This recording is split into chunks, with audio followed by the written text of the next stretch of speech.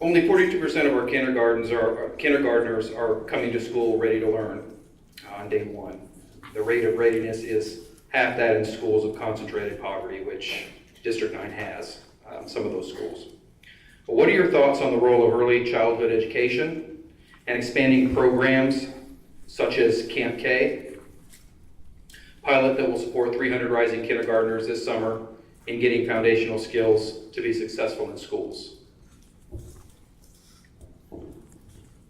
I would love to meet with early childhood centers and pre-K organizations to speak on ways that I, if elected as a board member, can help them improve enrollment for students. I would help encourage parents to enroll their students to help better plan for kindergarten readiness. Though I would like to see some things implemented in these extensive early childhood programs like the Camp K pilot. First, referring to the percentage above, only 42% of our students in kindergarten on day one are ready for kindergarten. It's very clear that early childhood education isn't aimed for kindergarten readiness, because if that was the case, then that percentage would be a lot higher. I would like to see kindergarten teachers connect with these organizations like the Camp K pilot to make sure that they're focusing on the curriculum that is needed to be learned for students to be ready for kindergarten or day one. My mother is a director in an early childhood organization, and we kind of sat down and talked about this question for a long time because I really wanted to know more about this. I wanted to know how, in her opinion, are the students ready or not? And she told me that, when I was in early childhood, the teachers actually sat down with you, went over your alphabets, traced your name, went over your numbers.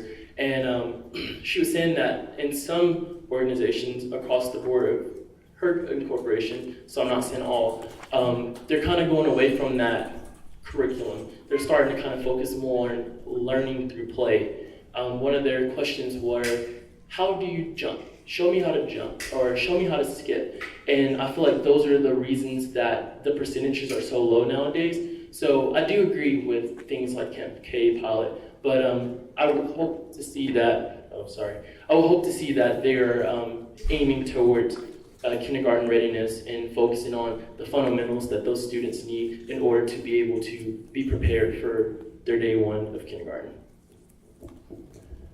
A follow-up question for you. What specifics do you feel are important in getting them prepared? I know a lot of us here are parents, and we are very adamant about making sure that our children are prepared. What are some specifics that you feel students at that age need to know going in?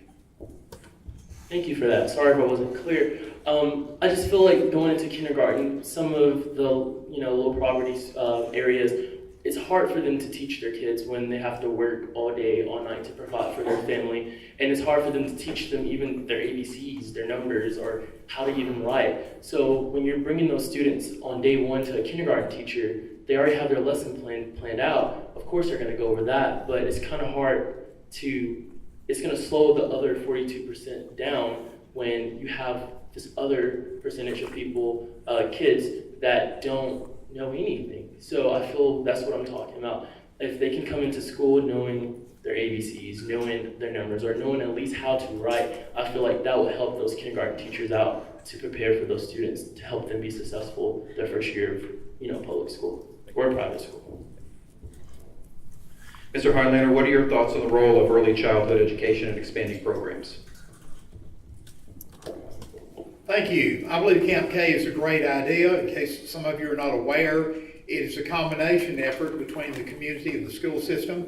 I am very thankful for it, and that's great. And they're correct that many students coming from disadvantaged homes do not have the opportunities that the others do. And we need to do something. The federal government and the state governments have provided funding for many in disadvantaged areas, and schools provide pre-Ks in disadvantaged areas, but not in the more affluent areas. So do we have enough? I don't think we do. But by the state law, we are not required, or although while it's great, and I think it's wonderful, we do not have the funding for pre-K education other than for disadvantaged schools. And I think it's wonderful we have it everywhere.